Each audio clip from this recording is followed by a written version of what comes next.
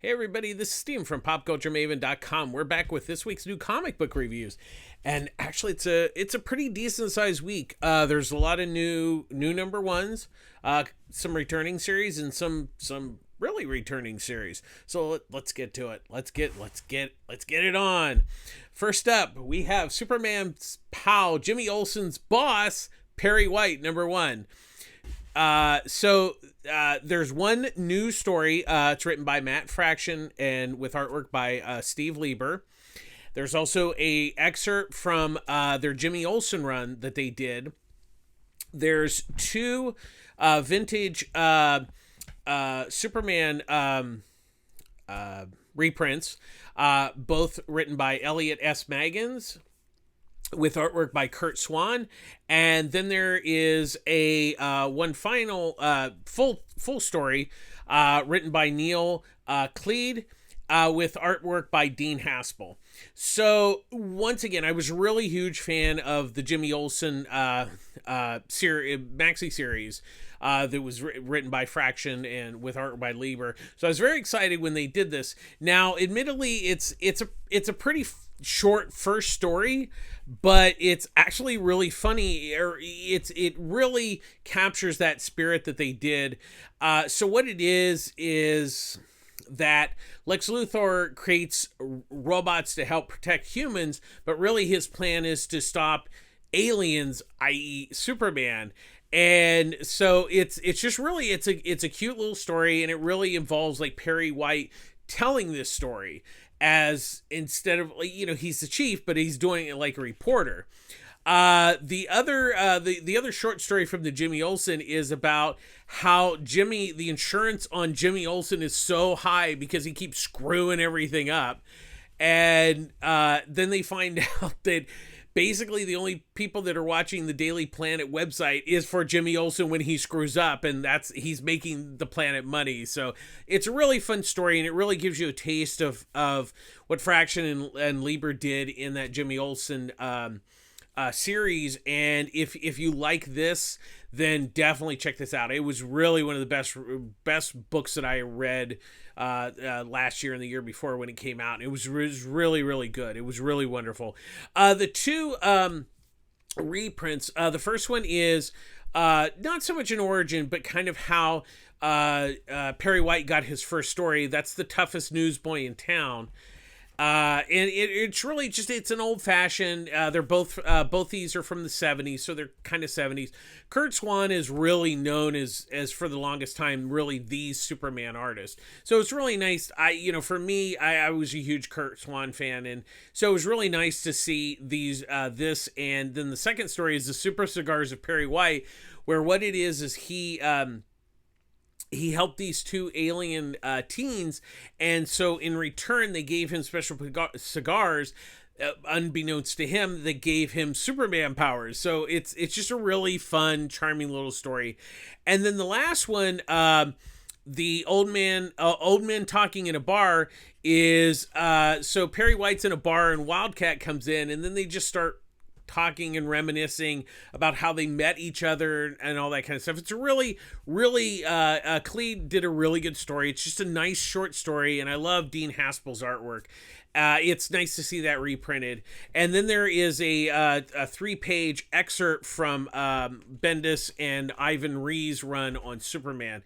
And all in all, admittedly, most of its reprints, there's very little. The first news stories is pretty short, but it's still, I think, a good deal for $5, because most people probably have not read the most of the other short stories.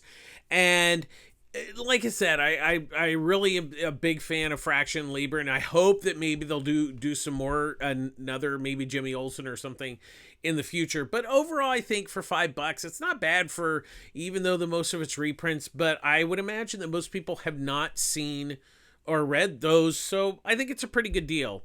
Next up, we have the new Fantastic Four #1, written by Peter David, with artwork by Alan Robinson. So back in I believe it was the late 80s, early 90s. My time's not necessarily perfect on that. Walt Simonson did a run on Fantastic Four. And so what it was is once again he could usually do a monthly book, but he needed a fill-in. So what he did is he wrote the 3-part story that was written by him but drawn by Art Adams. And what it was is the Fantastic Four, I think, were off on a mission or something.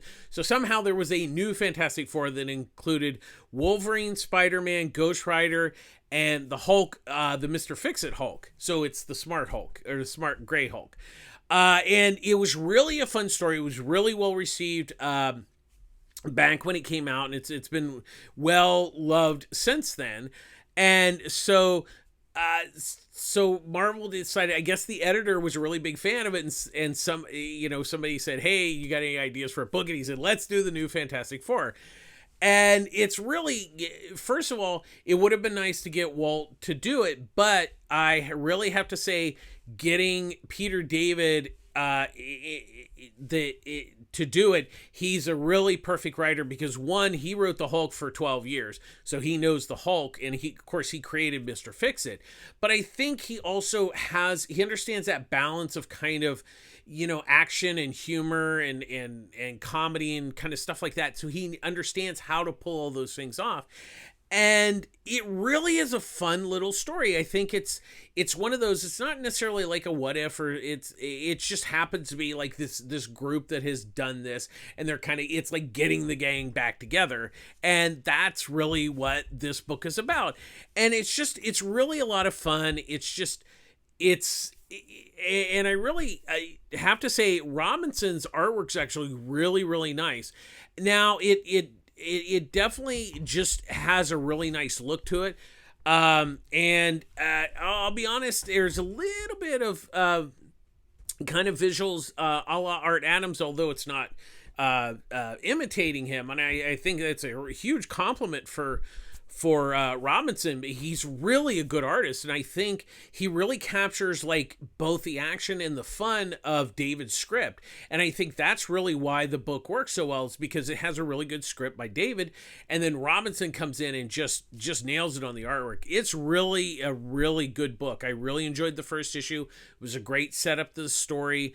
Basically, there's this demon in Las Vegas, and the demon is possessing humans, and now the new Fantastic Four have to kind of defeat him and everything. It's a basic story, but it's fun, and that's it. It isn't trying to be more than what it is, and that's why it works so well. So it's definitely worth checking out. I really enjoyed it. It was a lot of fun, and you don't really need to have read the other one, although I would recommend, if you can find those issues. And I think there was a reprint of those 3 issues also. They're well worth checking out. But you can go into this completely not having read that, and you'll be perfectly fine. Next up, Beware the Eye of Odin, #1, written by Doug Wagner, with artwork by Tim Odland. So what this is there's the prince Helgi that has the Eye of Odin, and it was given to him by his father. Now, but his father was died in battle, and most of the men in the town were also killed in that battle. So he has to return the Eye of Odin, because he has a curse that if he doesn't return it, he'll die. So Steger, he's an older. He's kind of been told to watch out for the king's son, the prince, Helgi. And so they go on this mission to return the eye. And Kate, and this girl who thinks she's a Valkyrie. She could be, for all we know. We're not quite sure. But she wants to go on. They're like, nah, you can't come. And she ends up saving them from a giant boar. So the setup is the journey. They're returning the Eye of Odin. And on their way, behind the scenes, there's somebody that knows that they're going to travel with the Eye of Odin, and they want to get it. We don't know who the bad guy is. And they come across basically little elves that are little thieves. They steal the Eye of Odin, so now they have to go after them. And I don't want to really ruin, but there's a setup. It really sets up what is going on. There's going to be a lot of like fantasy fairy tale type stuff. I have to give Wagner, it's a really good story. I think he does all the right beats. He set up the characters really well. He keeps the story moving, even though there's like this exposition, but it moves along nicely. And Onland's art is actually really nice. It's a good looking book. I think it's something a little different. I mean, it's not necessarily super original, but I did like what I saw here in this first issue, and I think it shows a lot of promise. So I think it's worth checking out, especially if you're looking for something something a little on the different side, or something with a kind of a fantasy element, because not a lot of those books out there right now. So this is definitely worth checking out. Next up, we have the Lonesome Hunter #1, written and drawn by Tyler Crook. So what it is it starts off in the past. There's a kid, Howard, who his father gives him a special sword that is really powerful, but it also kind of grants him immortality. Like he ages very slowly. So what it is this cult, and the quote unquote Christians are destroying the cult, and he ends up he ends up killing it, but he blows up his dad and everybody. He survives because of the sword. So cut to many, many years later, so it's like, say, present day. So he's been around for like hundreds of years at this point. So he's really old, but Crook says, he's really, really old. And so he's just kind of like, he's just doing his own thing. He's just living life, whatever. He's kind of a crotchety old man. He goes back to his apartment. And so then we see Lupe. She's a girl that lives in the apartment, and they meet by the mailbox, and she has a pocket watch that she has stolen from her dad. And she comes back, and she gives it to him, says, "Hey, hang on to this. Because I don't want my dad to find out that I took it." And so there's that, and all of a sudden these crows get into the house and they possess the father, a la like when Howard was a kid. There was like a goat demon or whatever. So basically what it is Howard sees it, and he's like, oh crap, not again. He really doesn't want to get involved, but he kind of has to, because he knows that is what he has to do, and he has to save the dad and the daughter, and then figure out what's going on. This was really, really good. I'm really a big fan of Tyler Crook. He's done a lot of great books. This one is really, really good. It really just sets up the story really well. It has a nice feel, and Crook's artwork is just wonderful. This is a great looking book, a really great story. It's a very strong first issue. This is really one of my big picks. I really love this book. This was one of my big picks of the week. I really enjoyed this book. You should definitely check it out. It's really a must read. I really, really enjoyed it. Next up, we have Dark Crisis, Young Justice #1. Written by Megan Fitzmartin, with artwork by Laura Braga. So this is one of the tie-in books to Dark Crisis, and as with most of them, I don't think it's really necessary that you need to read this. I think you should pick these up if you're interested in, say, Young Justice and stuff like that. But so I'll get into the review, and then you'll find out why it's not necessarily. So what it is once again, we're seeing the fallout of the death of the Justice League. So there's Impulse, Superboy, Tim Drake, Cassie, a.k.a. Wonder Girl. So once again, they're all kind of moping around. Oh, it's so sad that the heroes are dead, boo-hoo, and everything. And then what it is Impulse, Robin, and Superboy get transported to like the past. And it's their past, like, Tim is back at Wayne Manor, Alfred's alive, Impulse, Flash is still alive. So there's kind of that, and then Wonder Girl's trying to find them.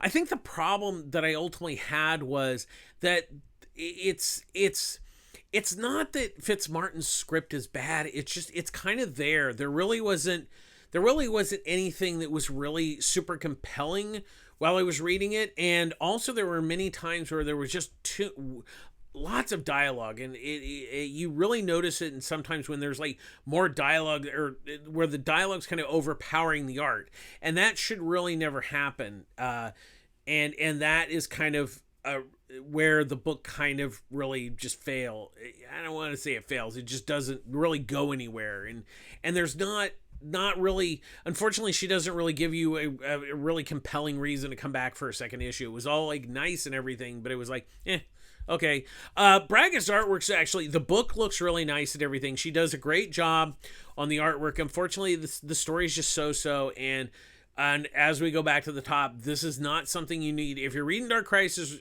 and you're enjoying it, that's great, but I would more pick this up for Young Justice.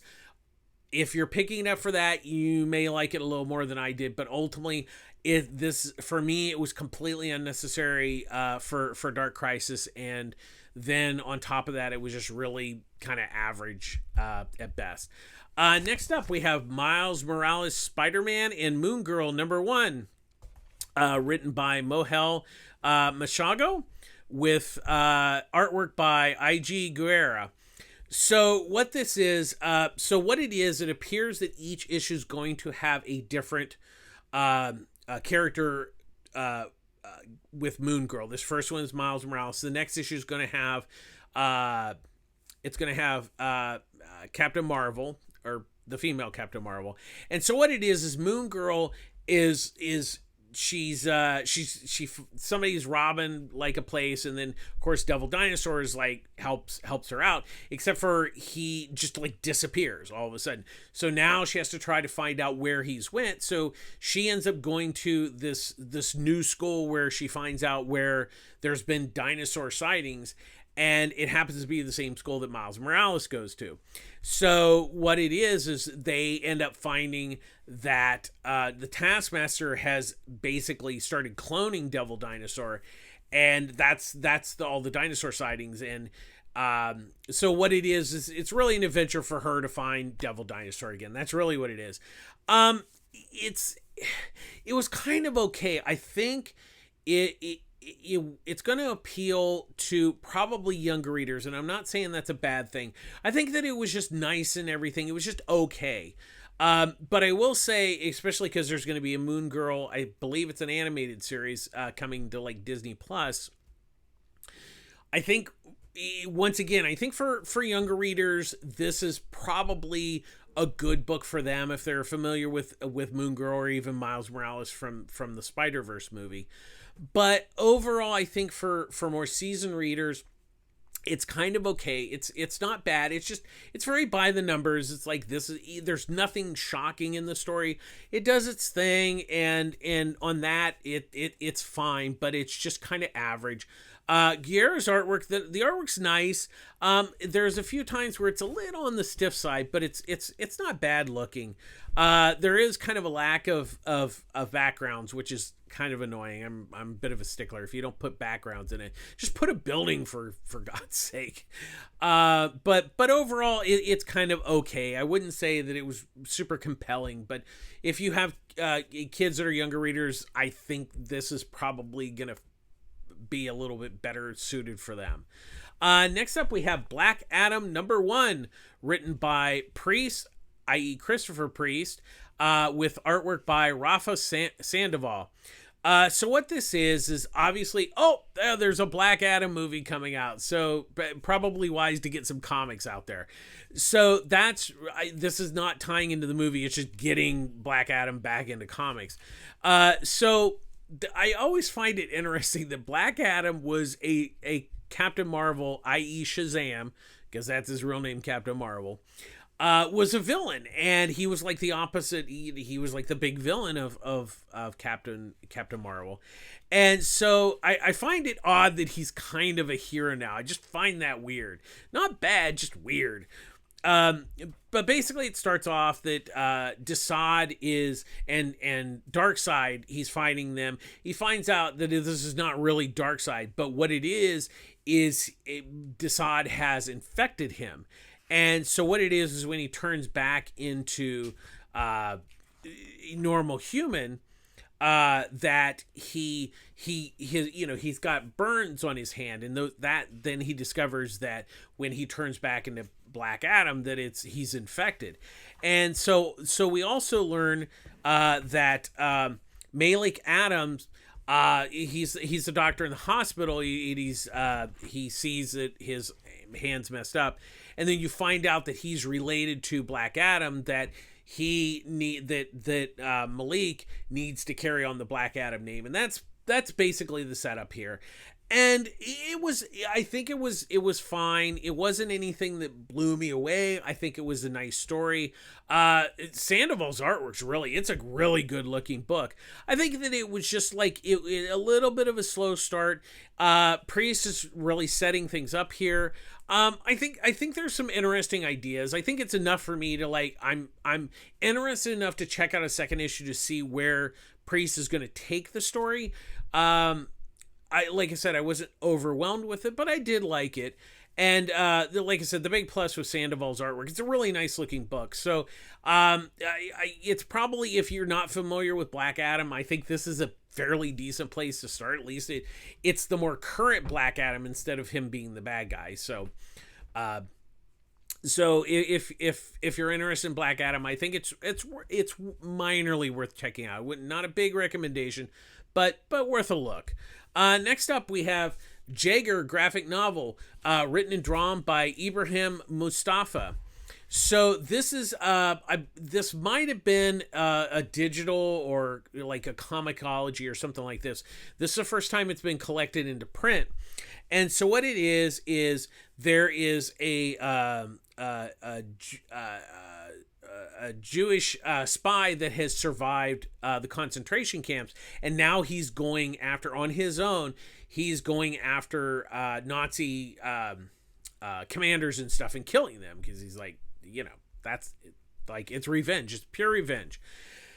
So what it is Nancy, who works for MI6, now he's French, so what it is they can't officially go after these Nazi criminals, but what they're doing is kind of the off the books, supplying Idris with supplies and list.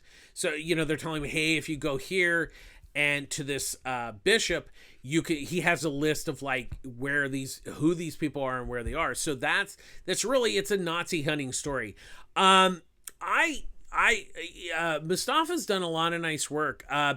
This is, as far as I know, the first thing he's written. I could be wrong, but I really enjoyed this. I liked it. I also liked how he laid out the story, and instead of it's in panels, but it's kind of like he usually it's 4-panel, but sometimes he varies it. It just had a really good look to it, and it's also like it's not entirely in black and white. It's kind of like it's black and white with like splashes of color, where it's colors used very limited, but that's where it kind of, I think it really adds to the artwork, and it's just a good solid story. I mean, it's a simple revenge on Nazis. I mean, killing Nazis, what's pretty much better than that? But I really just thought it was a good spy story, and the pacing was really good, and once again, the artwork was really fabulous. It's really worth checking out. It's not even a number one. It's really, it's almost a small graphic novel. It's put out by Fair Square Comics. I've never heard of them, but I think it's a really good read and everything. And I think it's well worth checking out, especially if you're looking for something very different from really mainstream superhero stuff. It's well worth checking out. Next up, we have Duo number 2, written by Greg Pak, with artwork by Koi Pham, doing pencils, and Scott Hanna on inks. So we know that David and Kelly, so they were two scientists. They were working with nanobots, and they tried to sell it to different companies, but this one company didn't want to buy it, but he wanted it anyways, so he sent somebody to kill them. And what it was is he sort of killed Kelly, but the nanobots basically took her, her, I guess you could say her everything but her body, and put it into David, so she's actually inside David. So there's this kind of conflict where it's not that she's trying to take control, it's like he's just like, there's like another, it's like having another person inside you talking inside your head. So he's like, he plus he's grieving because she's basically dead. So that's the setup. So we have that set up from the first issue. So now it really, I think, instead of like, we had like kind of the somewhat of a mini battle at the end of the first issue, what I liked about what Pack did with the second issue is he's really dealing with how David is trying to like live with Kelly, and he doesn't want her to be dead, and she is kind of dead, but she's kind of not. And plus he's he like hears her all the time. So it's really how so one, he's trying to find out who did this to them, and two, he's trying to really handle two people in one. So I think in this second issue, I really like that how Pack deals with that in the story, where that is really a main part of the story. It's not necessarily him becoming the superhero, and that will come, but I really like this concept, and I also like that these are brand new characters in the Milestone universe, and really it's really kind of unique, and I really am really enjoying it. And then Fam's artwork's really nice. It's a good looking book. I think it's really different. Like, it's superhero, but it's not. And I kind of like it so far. I think the key is going to be this third issue to see where Pack takes it from now, how David and Kelly are trying to, mesh together. So that'll be interesting. I like I said, I enjoyed the second issue, and we'll see where the third issue takes us. Next up is I Hate This Place, number 2, written by Kyle Starks, with artwork by Artem Toplin. So Trudy and Gabby have inherited this house. I believe it's from Trudy's aunt. I could be wrong. But it's haunted, and during the day it's okay, but you have to be back in the house at night because there's like these weird ghosts that, like, well, we find out this issue, if you're out at night and you're not at the house, you're just dead. So one of the farmhands is out there, and guess what? So that's interesting. We still don't know what the hell's going. There's like aliens involved. We're not quite sure, but I think the wild thing is they go to a fortune teller, and it's like, read our future, and basically she just keeps flipping over death cards, and you're just like, well, that's not good. And so they get back to the house, but they get there a little too late, and it's already dark, so the like weird spirits are out, so they end up jumping on top of the U-Haul, and then jumping on the roof because they're in the house. They can't get up to the house. So this is really wild stuff. I'm really a big Kyle Starks fan, and I like the first issue I liked, but it was a lot of exposition, so it was really tough. So, and even though the second issue deals with exposition, I think it moved the story along nicely for a second issue, brought up some new things, kept the momentum going from that first issue. Plus there was all the weird, and then there's the death of the farmhand, which was pretty wild. Toplin's artwork's really nice. I really like it, and I think this one he got to breathe a little bit more with the story. The first one was, like I said, is very, very tight exposition wise. So this one kind of opened up a little bit more. There was some really great stuff. Like I said, the fortune teller thing is amazing. I'm really enjoying this book, so it'll be interesting to see where Starks and Toplin take it from here. Next up, we have Punisher War Journal Blitz #1, written by Teren Gronbeck, with artwork by Lan Benita.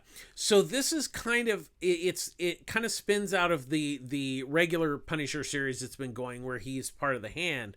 So really, this is kind of kind of a side story that's really it kind of connects to the main one. I mean, you really kind of have to know that he's part of the hand and all that kind of stuff, but otherwise this is kind of a standalone story.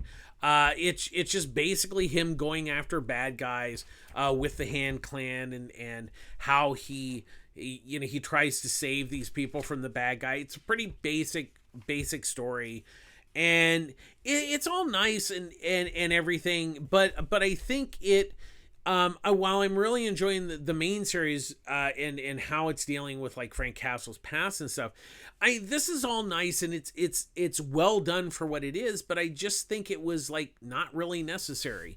It's like I said, it's nice, but it's a nice story, but it's like, okay, really okay.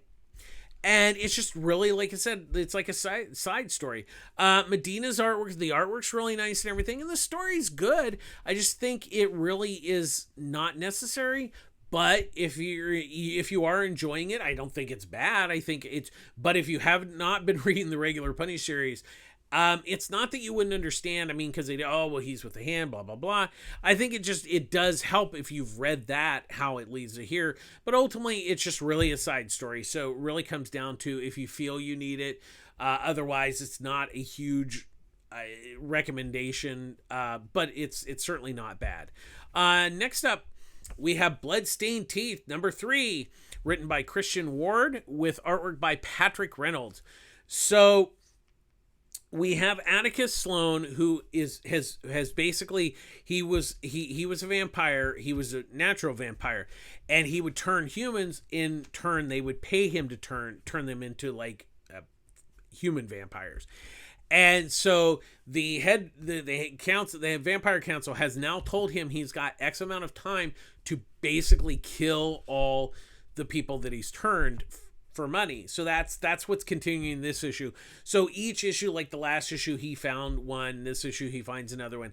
I think it's really interesting how, like, look, it's pretty basic here. It's just like but one of his, like, it's funny because like his best friend is, it's like he's driving the car and everything, and his best friend's with him, but he's not there. He's just like he's imagining his friend, but it's like he's really talking to him. It's like, it's almost like his friend is like this, his conscience or subconscious. And it's really interesting because he's really talking to himself, but visually and everything, it's like he's talking to another person. That's really a pretty wild, and it's funny because you kind of basically forget he's not really talking to anybody. I mean, I love how Ward does point out, I'm not really here. I'm just, you talking to your brain. And I thought that was interesting. I think the kind of question is, I'm enjoying the book, but each issue is okay. Like, he has to go kill people, but is it going to be just that? Is there more? I don't think it's bad or anything. I'm enjoying it, but really, what's kind of really the payoff here? In the long run, I mean, how many issues are we going to have? Okay, he's got to kill this person.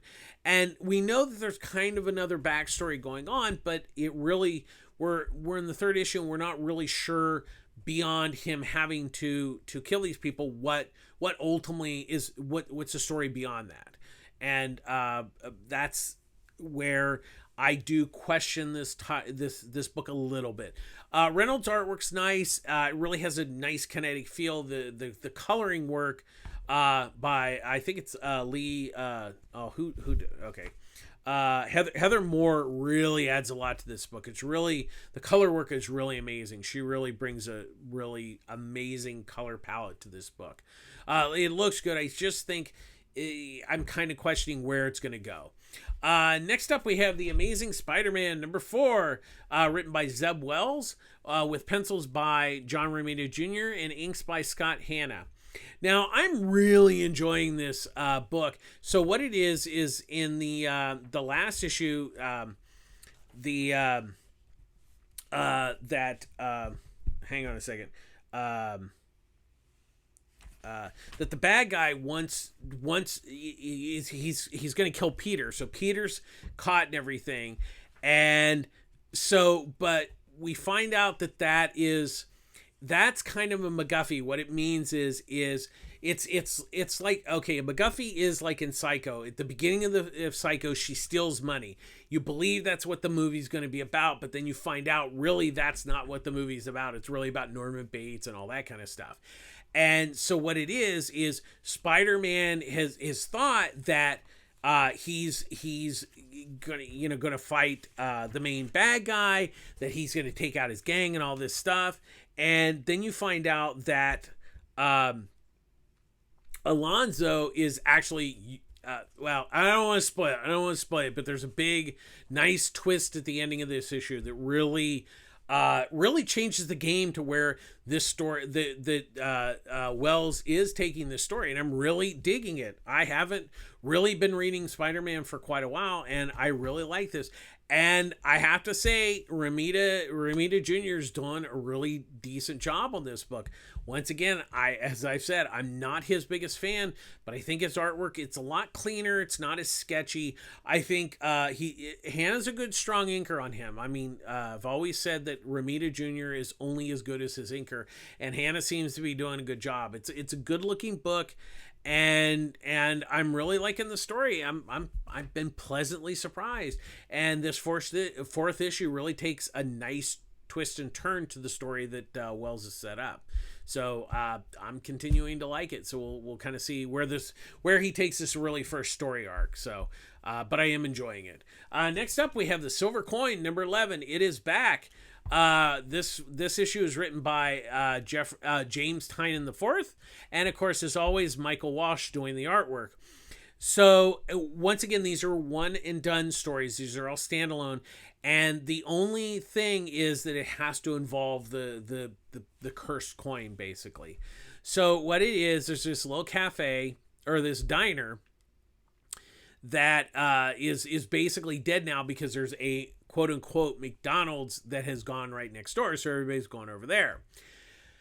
So this guy leaves her a tip, and he leaves her the cursed coin, and it's basically, this is the monkey paw's tale. Be careful what you wish for. And now the lady, the waitress that she might be the owner, but she basically wishes that people would come in and eat and just eat and eat and eat. And they eat until they can't eat no more, and then they eat more. And that's the basic. So you can kind of see where this is going. So guess what? The next morning they're lined up, and it really, it's like I said, it's just the monkey's paw story. It's be careful what you wish for, because it's like whatever you wish for, there's a price to be paid for that wish. And that's exactly what Tynion does here. And I like the fact that it is that simple of a story. That's what I've really liked about all the writers that have came in. Just keep it simple. Just tell a good story. And in a lot of respects, this is just they're kind of short stories in the fact that they're not super short because they're more than 8-10 pages, but it's got to be done in one. You've got to tell your story, and you got to have a beginning, middle, and end. It's got to land on every single beat. And of course, we know Tynion's a great writer, and I also like the fact that Walsh, he varies his style a little bit with each different writer, and really fits it to the story. And this book just kills me every issue. It's such a win, and it's a great horror book. It's really, really good. Next up, we have Nightwing number 93, written by Tom Taylor and Bruno Redondo. So now we have, so we have the mayor, who he's kind of the kingpin type. It's, he's kind of, that's the easiest way to explain it. So then we have the Heartless. So he goes around stealing people's hearts. Now we've seen him throughout these first few story arcs, and now we kind of I'm not giving away, but we kind of learn a lot more about him by the end of this issue. So it's really interesting. The other thing that's interesting is how kind of corrupt Boothaven has gotten. And so the cops are after Nightwing, and so he hangs out with Barbara. And so what it is the police commissioner comes out and says, because Dick has taken the money that Alfred, he's trying to create safe space for the kids, homeless kids and stuff. And so the police chief's like blaming them. Oh, look, somebody broke windows and stuff. Well, we know who it was from the last issue, that it was the cops in disguise. And so this issue, it's like basically karma comes to beat you in the ass in the form of the dog presses the button to show the video of how the police commissioner is lying. I just love this book. Tom Taylor is just knocking out of the park. I like the fact that this issue is just a really simple story. It continues the growth of Dick Grayson and him trying to resuscitate Bloodhaven. And it works. I also like how he's developing the relationship with Dick and Barbara. It's really good. And who doesn't love the dog? We love the dog. And Bruno Redondo is just knocking it out of the park. He is just his artwork is so wonderful. He's been nominated for multiple Eisner Awards, very deserving. Hopefully he'll win at least one of those. But this continues to be a just must read book every month. I really enjoy it. It's just so fresh. I think the thing is that Taylor's not trying to reinvent the wheel here. He's just telling good stories. And I think the thing is, he's telling a good Dick Grayson story, and that's why it's working so well. I always say that if you tell the story about the character, the superhero stuff's easy. He goes out, there's a giant police chase, great, but it's really about Dick Grayson, and that's why it's working so well. Once again, a must-read book. You just need to be reading this book. It's really that good. And finally, we have Fables 152, written by Bill Willingham, with pencils by Mark Buckingham and inks by Steve Lealoa. So we know that this continues from this is the second part of this story, 12-issue story arc. So we have, once again, you need to have read what has happened before this. Otherwise, you're going to be completely lost on what the hell's going on and who is everybody. But basically, we have, so Bigby and Snow White have gone to the forest. They're with the family and everything, with the kids. So we have New York has basically, the Fables town has been destroyed in New York. So now we have the upstate farm, which has also been kind of decimated, but so some characters are staying, some are leaving. But we also have Red Rose's castle, which has been damaged, but some people have lived there. And then we also have Geppetto. Now, Geppetto, once again, if you haven't read this happened years ago, that Geppetto was actually the one of the bad guys. And so he kind of ran the army. There's a whole, that once again, that's a whole I think it was the March or the Fall of the Wooden Soldiers, that whole storyline. So once again, you need to read that before you know what's going on here.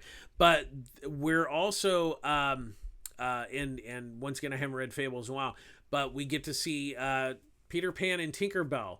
Now, Peter Pan is not mentioned by name, but when somebody says, "Hey Tink, go do this," I think we know who that is. And it's interesting because he's a villain, and it's really, and that's what I love about what Willingham has always done with Fables. He takes what you think it's going to be and turns it what you think it may not be. So it once again, it's it's just the way that Willingham tells these stories, and like I said, you need to have read the previous stories to know what's going on. This is not new reader friendly at all. But saying that, I love this book. I am a huge fan. I've always said that for people who do not read comics, this is the comic to give to them, because everybody knows these fairy tale characters, and once again, it's what Bill did with all these characters, that it's not what you think. And sometimes it is, sometimes it isn't, but you never quite know. And that's what always has made Fables so great. Buckingham and Lealo's artwork, as always, is spectacular. It's a great looking book. I love the storyline that he's creating. You know, it's like out of the ashes, there's even more, because honestly, with issue 150, we thought that's going to be it. And I just think that he came up with a story to continue it. So this is continuation of that final story arc. And once again, I love it. But if you have not read Fables, do not start here. Go back to like the first trade. I know they have big compendiums now. Definitely check it out. Fables is always a must read book. And this continues to be just wonderful. That's going to do it this week. A little longer than I thought it was going to be, but there was a lot of books to get through and a lot of story points. So thanks for bearing with me. As always, public service announcement. I get all my comics at Pulp Fiction Comics in Long Beach, California. Ryan runs a great store. And Annie and Eduardo and Derek and Wendy, just really great group, great customers. They have a poll service discount. They offer 30% off trades and graphic novels. If you live in the more metro LA area, there's Pulp Fiction Culver City. Same name, but different owners. Chris owns that store, but same thing. They offer discounts. Another great store. So if you're in the LA area, we got you covered.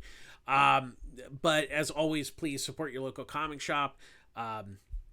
It's always important because they are the backbone of the comic industry. And as always, we end our show with be kind. I know things are tough out there. Prices are out of control. Gas is expensive. Trust me, I drive to Hollywood every week or every day for work. It's tough. Trust me. I get it. I get it so much. But being kind can really make your day. I know you can be down and everything, but doing something simple as opening a door for somebody, saying hi, waving at somebody, really honestly, it makes a huge difference. Or just smiling at somebody. Just smile. Just try to be happy. And just take care of yourselves out there. As always, thanks for watching. Please subscribe to our YouTube channel, share it with your friends, and that's going to do it this week. Thanks for tuning in. We'll have more comic reviews next week, and take care of yourselves and be kind. All right, this is Steven from Pop Culture Maven signing out. Thanks a lot for watching. Bye-bye.